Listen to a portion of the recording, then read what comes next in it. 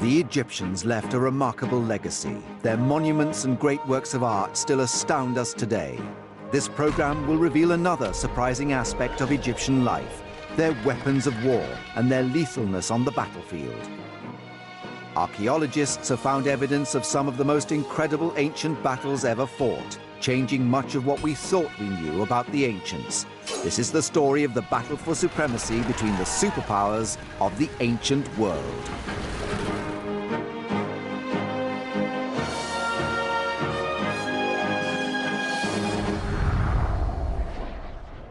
Our common perception of the Egyptians is of a cultured civilization, an educated people who worshipped their gods and rose to great heights of sophistication. Yet there is fascinating new evidence which reveals that they were also a warfaring people who developed advanced weapon-making techniques, including flexible metal body armor and deadly axes and swords. Some of these weapons would be used for the very first time in history, and some of the battles they fought were on a truly massive scale. The greatest of all was the magnificent Battle of Kadesh, fought between the Egyptians, commanded by Ramses II, and the Hittites, led by King Muwatalli. It's the first human conflict that we have any sort of detailed records for. Even by today's standards, it was a huge battle with thousands of charioteers. It's not inconceivable that we could be thinking of a total chariot presence in excess of 6,000. Both the Hittites and the Egyptians would bring new advanced weapons to the battlefield. You could almost compare the situation between the Egyptians and the Hittite Empire to the Cold War between the United States and the Soviet Union in the second half of the 20th century. The Battle of Kadesh is the defining moment in the reign of the great Egyptian pharaoh, Ramses II. Imagine coming to the throne as a young man. New powers had grown up around Egypt who were encroaching on the boundaries of Egypt, and Ramses had to face this threat head-on. Through his skill as an astute commander, Ramses protected the lands of ancient Egypt, allowing his people to flourish. The critical factor was ensuring the security of Egypt's borders.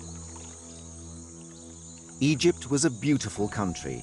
The Great Nile River fed the surrounding lands, making them rich and fertile.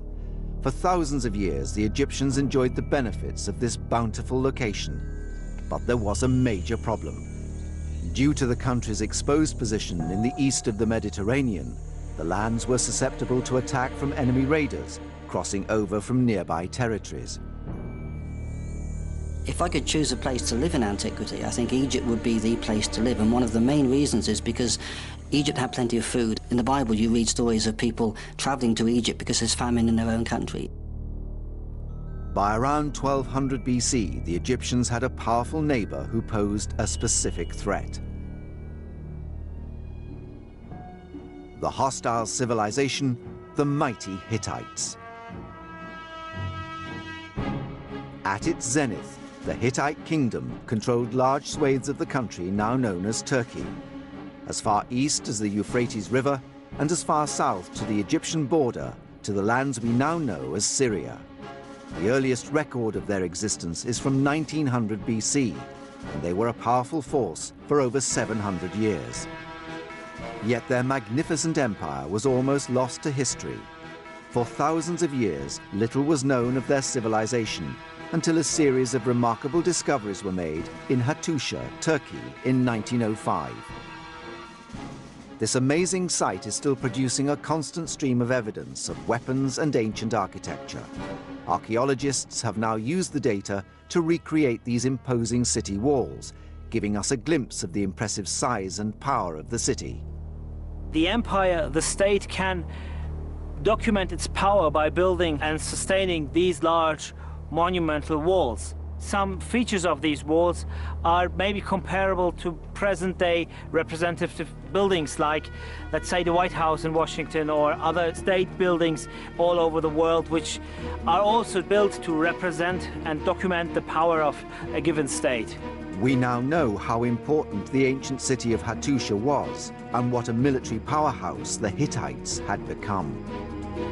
They had to have a large, powerful, well-trained and well-organized army It was one of the key factors in their policy. Archaeologists have discovered some rare and intriguing finds which show the Hittites' level of craftsmanship in their weaponry, including superb bronze arrow and spearheads, cutting knives, and an extremely well-preserved 3,000-year-old axe head. One particularly revealing find is a magnificent stone carving found on a wall 10 miles north of Hattusha, which shows the curved swords used by the Hittites in battle. These gods are depicted all the same, holding a sickle sword. We think that the sickle sword is a significant weapon of the Hittite army. It's believed that the Hittites developed a lethal sickle-shaped weapon, unlike anything the Egyptians were using at the time. The Egyptians had made the critical error of allowing their military system to become obsolete, and indeed their military equipment to become obsolete. That is an absolute recipe for disaster at any period in history. The Egyptian army of this period was an infantry force of bowmen, spearmen, and archers. For thousands of years, the Egyptians hadn't needed to significantly develop their weapons, as their enemies were no more advanced than themselves. But all this would change when they came into major conflict with the Hittites. The stockpile of Egyptian weapons would be severely tested. Weapons such as the mace. Housed in the Ashmolean Museum in Oxford is one of the earliest mace heads ever found. This stunning weapon is known as the mace head of King Scorpion. This 3,000-year-old beautifully carved mace head was used in ceremonies, yet other simpler versions were used to smash heads open on the battlefield. The technology for putting the hole in the middle of the mace is really quite phenomenal. What they do is they heat the rock, they drop water on it, a few droplets at a time, just enough to cause a small crack. Then you can chip the crack away and you can repeat it and repeat it and repeat it, and eventually there is a hole in the middle which can then be worked smooth. It can crack quite hard objects quite quickly and quite effectively, so a single hit could do an enormous amount of damage. It was a fearsome weapon. Employing 21st century technology, we can see just how much damage a heavy stone mace can inflict on a skull. Using a camera that shoots at 2,500 frames per second, we can see the incredible destruction wrought by this weapon.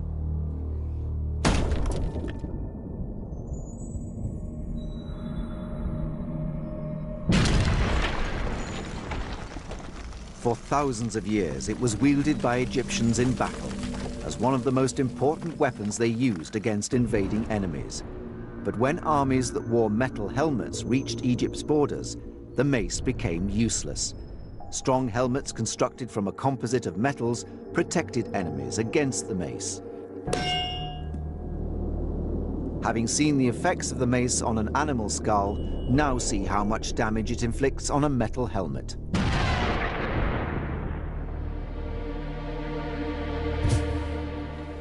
Here. Oh, hit right on one of the rivets. And there we go. Perfect little match. It's not really penetrated though. Bit of a headache, but you might survive that.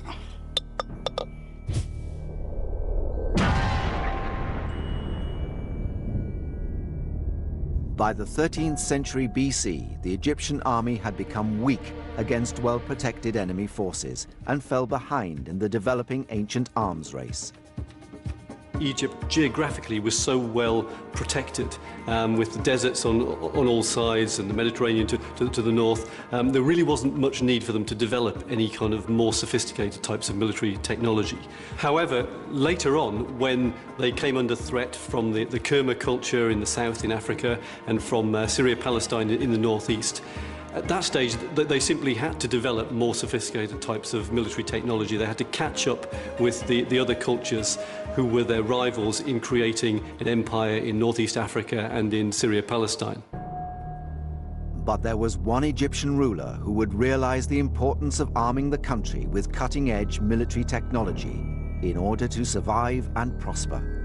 For Ramesses II to remain a dominant player in the ancient world at the time, it was absolutely crucial that he stayed abreast of the times. His army needed to be on a par with the Hittite army.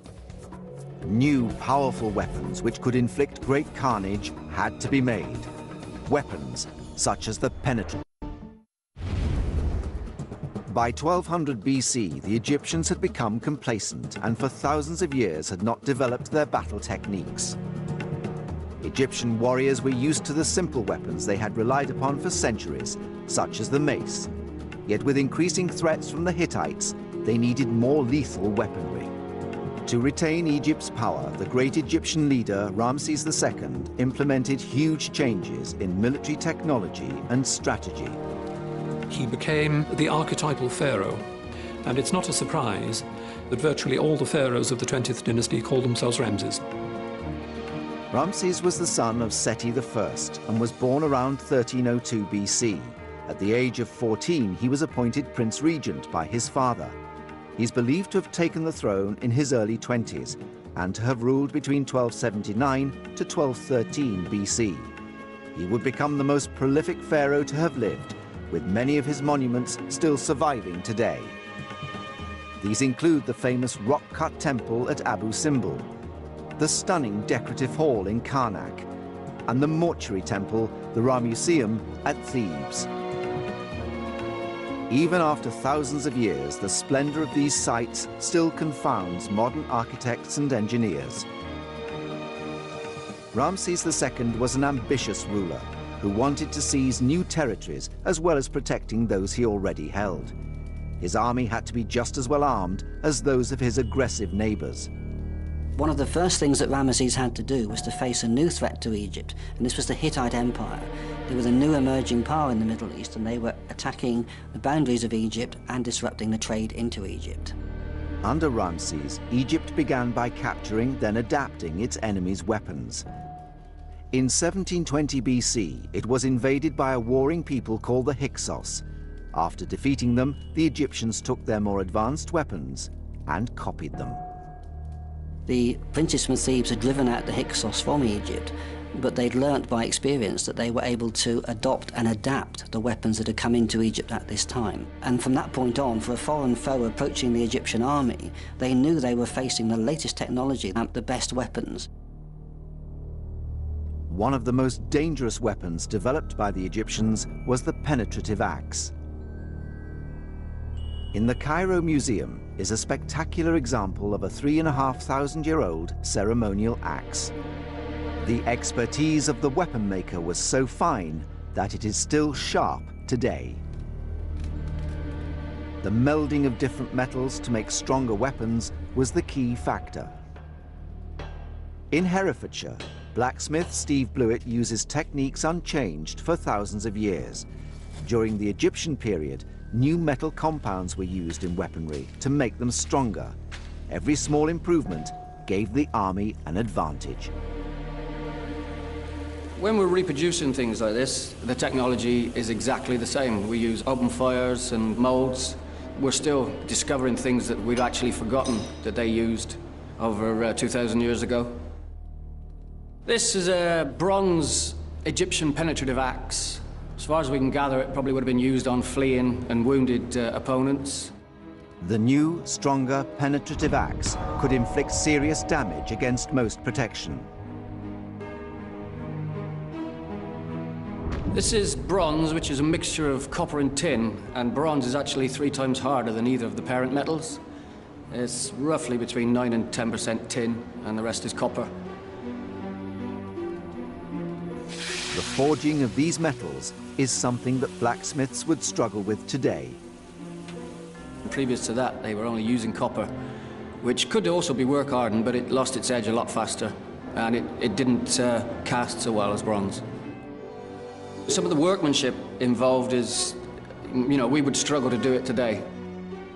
The use of bronze ensured that the axe heads were stronger and would keep their sharp edges for longer. In the right hands, they were lethal. Egyptologists are now beginning to understand the advanced metallurgy behind weapon technology in Egyptian times.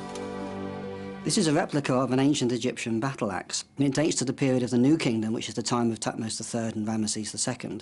Now, it's very easy to look at museum objects in glass cases and look at them as nice objects in their own right, but it's easy to forget this is a killing machine. It was designed to actually kill people. The copper or bronze blade is actually lashed to the handle with leather thonging. Now, it may seem a very flimsy way of securing it, but the leather is put on when it's still untreated, and it shrinks and tightens, and that's a really secure fixing. That means that soldiers can do their own maintenance. If they have a damaged handle, they can replace the handle and do it themselves. You don't need a big military workshop there. This long haft of the axe, it gives it a longer swing when you're using it. And this flared shape at the end, again, that's not just nice design, it's to stop the axe falling out of your hand when you're using it if you're hot and sweaty.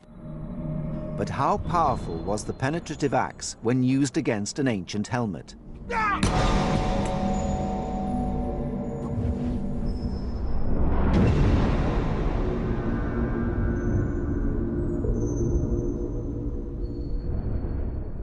Definitely a better strike than the mace. Almost managed to cleave the helmet. Right through inside, probably a fractured skull. Not a happy bunny.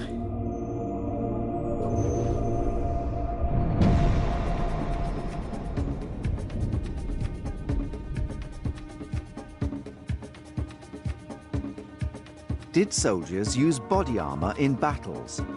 Because of the intense heat, most of the body was exposed to the force of bows and blades. Only occasionally were charioteers shown wearing leather bands around their bodies. However, the pharaoh had to be protected in battle. On this ornate chest, Tutankhamun is depicted wearing body armor. Ramses II would also go into battle wearing leather body armor. Yet the Hittites were more advanced, having developed flexible metal armor. This is a replica, this is a reconstruction which was done a few years ago. Each piece is overlapping half of the other one. By making them overlap each other, you get a closed armor, but that is also flexible. If an arrow hits this straight, it can't get through. And even if it hits from the side, it gets stuck between these plates. This one is made for humans, to prevent humans from getting hurt, but there are larger ones which were obviously used for horses. The infantry relied upon their shields as their protection, using a centuries-old design. These Egyptian shields show the construction, using wood covered with leopard hide. Those used on the battlefield would have been similar in design, but less extravagant. This is a replica of an ancient Egyptian shield. Again, the original dates to the period of the New Kingdom. It's made of wood overlaid with leather. And you can see by the size, it's superbly designed to actually protect the upper part of your body. The shield is big enough to shield me and maybe one other person from incoming arrows or from spears or blows from axes. It's also large enough to kneel behind. Imagine facing the incoming Egyptian infantry. They have a wall of shields like this. They will be impenetrable to your arrows, and when you're at close quarters, to your swords and battle axes. Ramses II demanded the best weapon technology available for his troops, but he was up against great competition. Weapons such as the Khopesh were particularly deadly. Its curved shape derived originally from a farming sickle used to cut crops. Although it had humble origins, the Khopesh was in fact an extremely effective and versatile weapon, with the cutting edge on the outside of the curve. This is a straight-edged sword, probably been brought in by mercenaries, based on a Greek design, really. The Romans also used swords similar to this, and they were used throughout Europe. Their skill was far superior to ours in a lot of respects, and we have definitely lost some of the technology, and we're actually now rediscovering it. These 3,000-year-old swords are the type to have been favored by Ramses II. They're called European straight swords and are tapered to a point with the center of gravity at the back.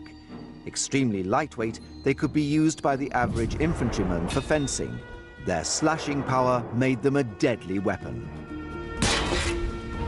The Hittites and other enemies of the Egyptians favored a straight sword. It's a good thrusting sword, but in open combat it can still be used to slash, so it still has a cutting capacity. It's a dual-purpose weapon.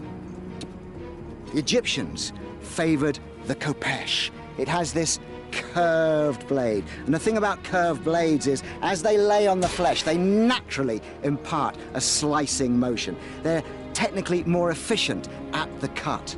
I've looked at these on the wall carvings for years and always thought they were rather primitive, like a sickle. They've just picked up an agricultural tool. It was a primitive, ungainly, ugly weapon. But this fine reproduction tells me it's a really beautifully designed weapon. In fact, it's almost perfectly designed because it has every function.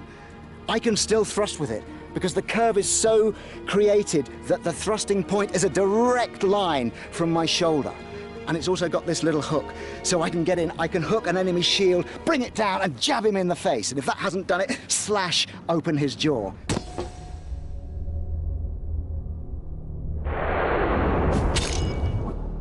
I think this would be my weapon of choice.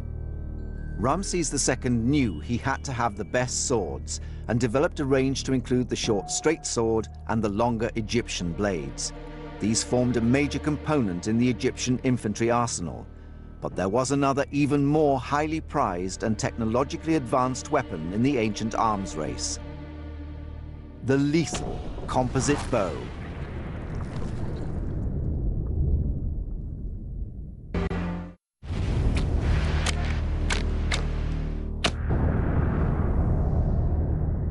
In the 12th century BC, Ramses II was building up a powerful fighting force to protect Egypt and conquer new lands.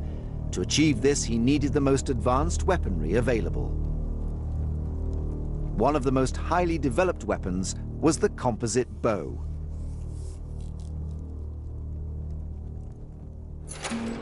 Stored away in the Cairo Museum is a unique set. These amazing weapons are 3,000 years old and have been magnificently engineered. Bows and arrows had been used for centuries by the Egyptians, but invading enemies like the Hyksos brought new technology. You have the Hyksos coming in with their compound bows, confronting the Egyptians. They can stand off out of range of the Egyptians and shoot them to pieces with compound bows. And the only solution the Egyptians have to that is to get the compound bow themselves. The Egyptians first used simple bows between 3 and 6 feet in length. These were later surpassed by the more powerful composite bow, constructed to achieve the greatest possible range while retaining a manageable size and weight. Inside here is an extremely sophisticated piece of engineering. The body of the bow is created using thin strips of buffalo horn, which keep their shape and act as a powerful spring during firing. The horn was then attached to a preformed piece of wood with resin and left to set for a month. Once that's set, then the string comes off, and that's a bonded unit. Your horn's there. You've got a powerful spring, but there's so much energy locked up in there that it will explode on release and could break. Animal sinew was used to bind the bow together. Beaten until fibrous, it was bound around the main body for greater penetration. These are incredibly strong fibers that resist tension. And eventually, it's going to look something like this. And this is then layered on the composite of wood and horn, and it gives strength and protection to the whole structure. All the elements of the bow were held together using a resin glue derived from fish, but this took a very long time to set. This is going to take something like 18 months to 2 years before it sets to the right and stable consistency. So making a composite bow was a very highly developed technology, but it was an incredibly expensive technology. Today's equivalent composite materials are fiberglass and carbon fiber. It's the same thing. Horn is essentially carbon. So when that's laminated with fiberglass, these are the materials that we go to space in and the other gizmos of our modern day society. But the concept of composite structure giving extreme strength is as old as the Egyptians.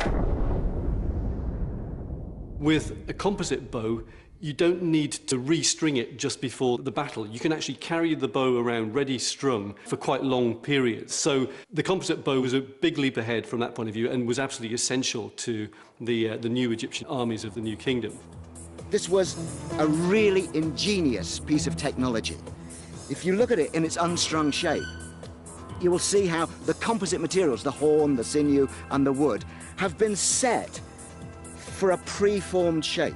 So you can see these limbs are already set as a spring, so that when I string it, you've already loaded the spring in its state of rest. These limbs are already straining forward, and you get this wonderful shape that we see on all the wall carvings. And then when I pull it, it changes shape yet again and metamorphosizes into this wonderful crescent arc, full of power.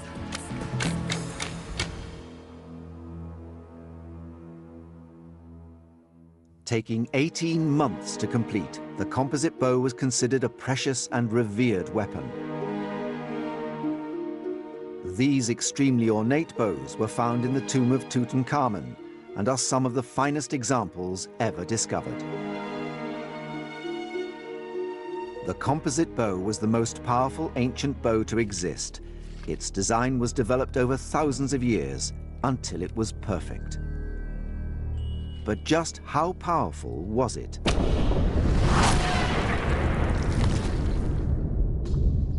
This is a bow of the Mongolian type. It's a horse archer's bow, designed to be used from horseback. These that you see here are seers, and they're held to the bow by the knee, and they extend extra energy to the bow once it's drawn back. They give you a virtually unlimited draw right back across the chest, and that's when the bow really starts working. That's when the seers impart the energy to the bow.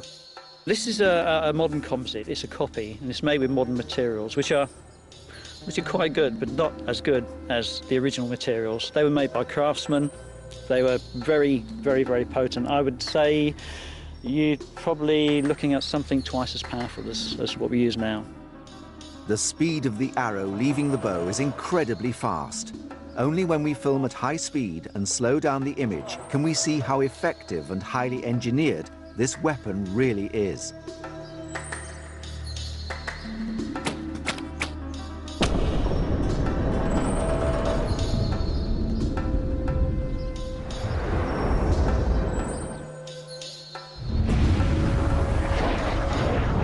Action!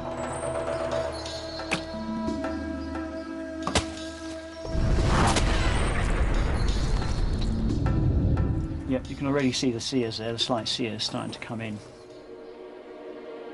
Once the arrow is released, it actually bends around the bow to allow it to carry on straight. And then what it does is what we call fishtail, from side to side until it straightens up.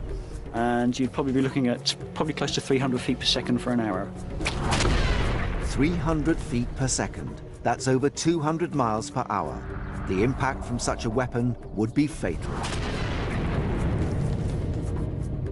Ramses II had amassed a powerful arsenal of weaponry to challenge the Hittites at the Battle of Kadesh. There was one more weapon which would be crucial in the outcome: the lightning-fast super chariot. Chariots became the most important piece of military equipment that a superpower could possess. Chariots evolved over time from what was initially quite a clumsy cart with solid wheels and so on, into eventually the ultimate war machine, very lightly built, very efficient. It was probably the most complex object that anybody in the ancient world ever attempted to construct. The warrior pharaohs of Egypt came into conflict with enemies who used fleets of chariots in battle, but only built up their own chariot corps through trade and seizure. Once they'd mastered the art of chariot building, the Egyptians developed their own vast fleets. Images on tombs show mass production of chariots being manufactured for battle. This was clearly a unique moment in history when, for the first time, the entire resources of a state were deployed to producing a chariot on what was essentially the first production line in history. Recent discoveries that were made at the site of Ramses' capital at Paramesses in the Delta have actually revealed a military-industrial complex, complete with workshops for manufacturing various types of weaponry, and even essentially a store house for chariots and parts of chariots. By the time of Ramses II, the Egyptians had not only adopted the chariot, they'd almost perfected it, fine-tuning it into the most superb machine of the ancient world. The Egyptian craftsmen took the chariots, and they're technically incredibly difficult things to make. The wheels masterpieces of construction, but they made a light, fast chariot which was better than the enemy's chariots.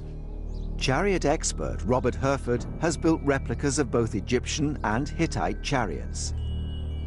It's a light, manoeuvrable, nippy job. You can imagine it being very manoeuvrable in tight corners and useful thing around a crowded battle scene. Egyptian chariots consisted of a lightweight wooden circular cab with an open back, on top of an axle with 2 wheels of either 4 or 6 spokes. The wheels were meticulously assembled. This is the sort of thing that the ancient Egyptians were using. It's a bent wood rim. Outside that is a rawhide tyre. The spokes are actually braced by tyings of animal fibres round their roots here. And so that was the way it was done in the Bronze Age. The beauty of the Egyptian chariots was that they were strong but extremely lightweight and maneuverable. In contrast, the Hittite chariots were much heavier and more solid, good for charging through ranks, but much slower. Each had its merits. By positioning the axle further back, the Egyptians created a chariot which had a much sharper turning circle, allowing them to move quickly. Yet the Hittite chariot's heavy axle enabled them to carry a 3rd man into battle.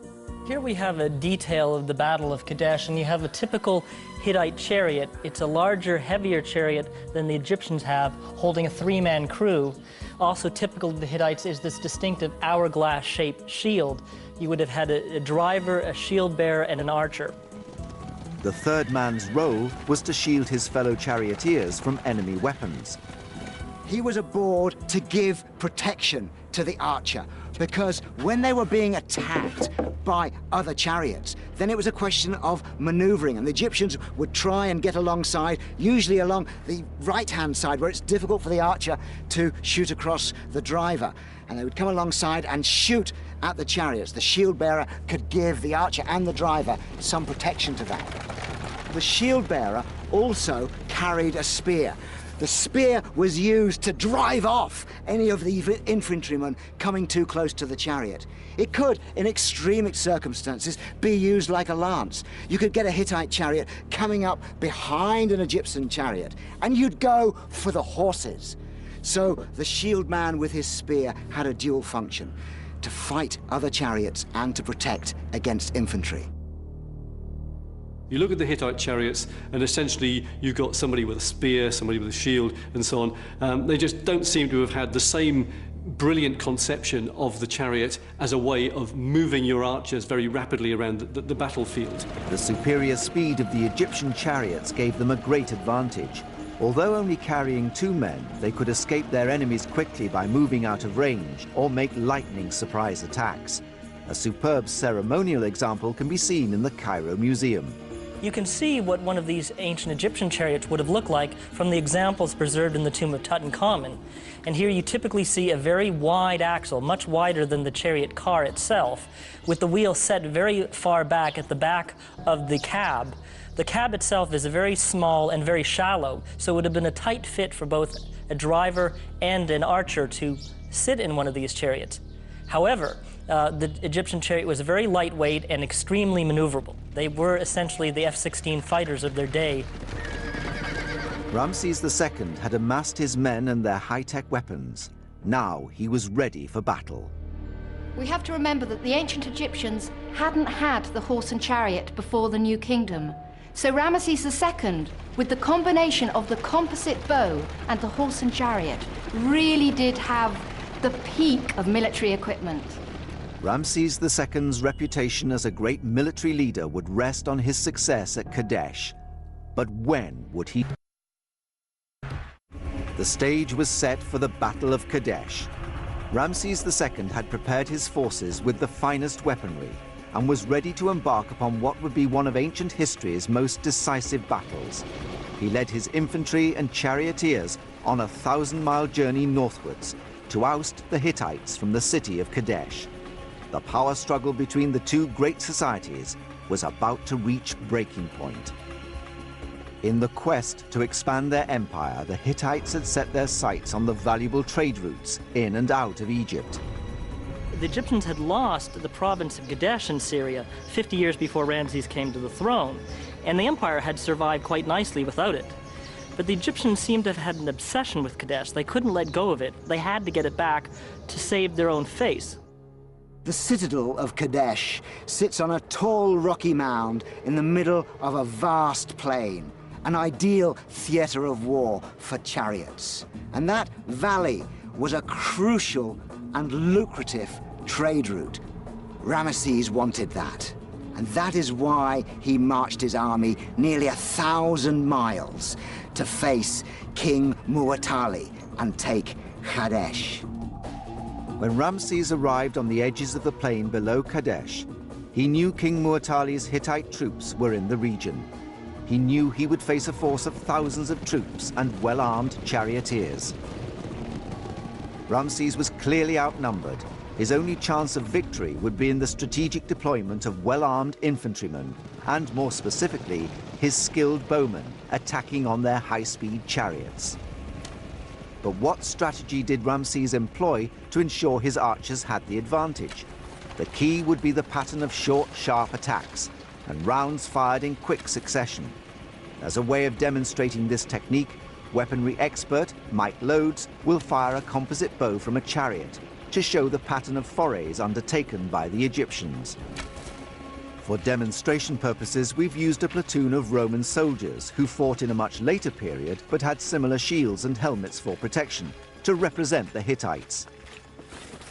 The chariot wasn't used like a tank. It wasn't a contact weapon for smashing through, because if you've got a dense phalanx of men and you charge with a chariot, it's got horses at the front, it's a light vehicle, there's no real weight there. After the first two ranks, the speed is frustrated, the chariots come to a halt, the charioteers hauled off and killed. So it's not used for that sort of contact. What it's used for is, against infantry, it needs to frustrate the movements of infantry on the battlefield to get tactical advantage. As I'm riding in, I want to see how many arrows I can drop into this block. I'm at my most vulnerable when I turn, because obviously sideways on, you've got the horse sideways on, it's an easy target for them. So I don't want to go too close to them, just as close as I dare, and make that turn as sharp as we can. And as we get away, I still want to send some shots back.